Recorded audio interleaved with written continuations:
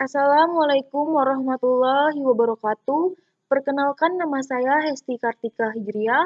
Di sini saya ingin menjelaskan tentang konsep HIV/AIDS.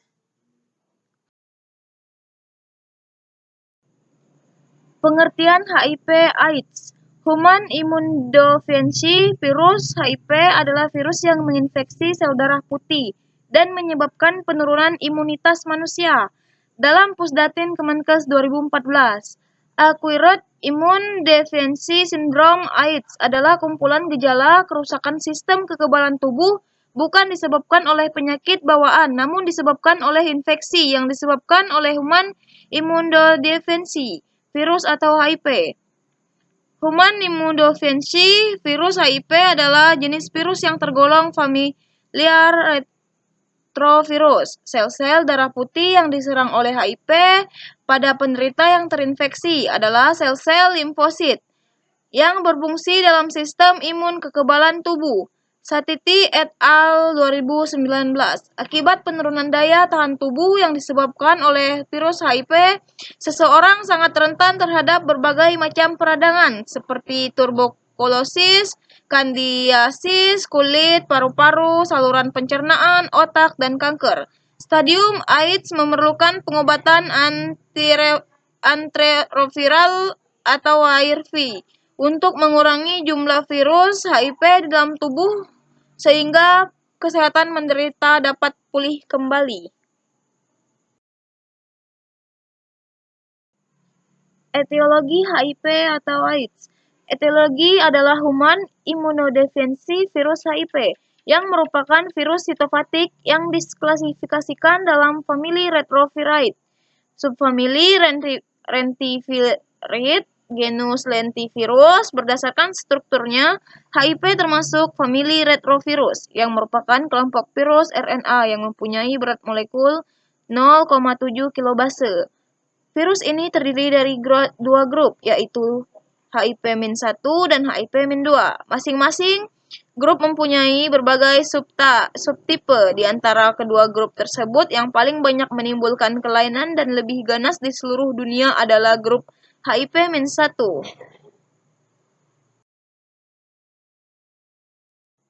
Patofisiologi HIV atau AIDS. Virus HIV atau AIDS menetapkan dalam nukleus sel sehingga sel dirangsang untuk berkembang biak dan akan keluar dengan menggunakan dinding sel sebagai selaput luar virus. Melalui cara ini, the limfosit akan musnah. Virus baru ini akan mencari sel yang lain dan proses yang sama akan berulang. Untuk seterusnya memusnahkan sistem daya tahan tubuh untuk mengetahui virus HIV/AIDS menyerang daya tahan tubuh manusia akan digunakan parameter limfosit atau sel darah putih. Limfosit merupakan sel utama dalam sistem kekebalan. Terdapat hampir sekitar 100 triliun sel di dalam tubuh manusia dan limfosit hanya 1%. Peran limfosit sangat penting untuk melawan penyakit menular yang utama seperti AIDS, kanker, rabies, dan TBC, serta penyakit lain yang cukup serius seperti jantung dan reumatik. Manifestasi klinis HIV atau AIDS. Sindrom HIV akut dalam istilah untuk tahap awal infeksi HIV. Gejalanya meliputi demam, lemas, nafsu makan turun, sakit tenggorokan, nyeri saat menelan, batuk, nyeri persendian, diare, pembekakan kelenjar getah bening, bercak kemerahan pada kulit atau makuala atau ruam. Diagnosis AIDS dapat ditegakkan apabila menunjukkan tes HIV positif dan sekurang-kurangnya didapatkan 2 gejala mayor dan 1 gejala minor.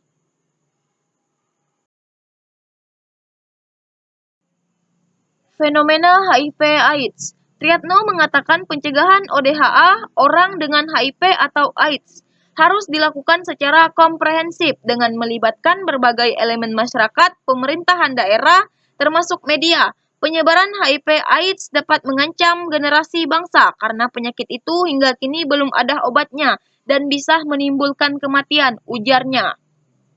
Kami terus berupaya untuk melakukan pencegahan agar kasus HIV/AIDS itu tidak menularkan ke orang lain, katanya menjelaskan. Menurut dia, jumlah penderita HIV/AIDS tahun ke tahun meningkat dan jika dikumulasikan selama 2000 sampai 2020 sebanyak 275 orang, kebanyakan ibu rumah tangga akibat tertular dari suaminya yang terlebih dahulu positif HIV/AIDS. Penyebaran penyakit itu ditularkan melalui jarum suntik, narkoba, dan hubungan seks bebas juga. Transfusi darah dari penderita yang positif terkena virus HIV/AIDS. Di samping itu juga bayi yang menyusui dari ibunya yang positif penyakit HIV/AIDS. Kami minta semua elemen harus menjaga HIV/AIDS itu, katanya. Dari fenomena ini didapatkan bahwa penularan seksual yaitu melalui penyimpangan seksual. Penanganan kebijakan pemerintah. Penyebaran HIV/AIDS di Indonesia. Sebelum membahas mengenai langkah dan kebijakan pemerintah Indonesia dalam menanggulangi penyebaran HIV/AIDS di masyarakat, ada perlunya mengetahui kondisi penyebaran HIV/AIDS di Indonesia. Strategi pemerintahan pusat berdasarkan Pasal 5 Peraturan Menteri Kesehatan Nomor 21 Tahun 2013 tentang Permenkes menyatakan bahwa strategi yang dipergunakan dalam melakukan kegiatan penanggulangan HIV dan AIDS meliputi A. Meningkatkan pemberdayaan masyarakat dan menanggulangan HIV dan AIDS melalui kerjasama nasional, regional, dan global dalam aspek legal, organisasi pembiayaan, fasilitas pelayanan kesehatan, dan sumber daya manusia.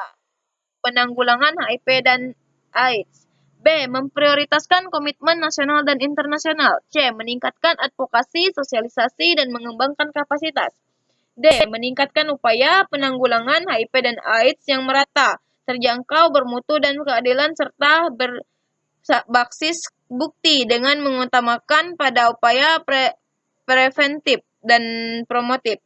Meningkatkan kejangkauan pelayanan pada kelompok masyarakat beresiko tinggi, daerah tertinggal, terpencil, perbatasan, dan kepulauan, serta bermasalah kesehatan.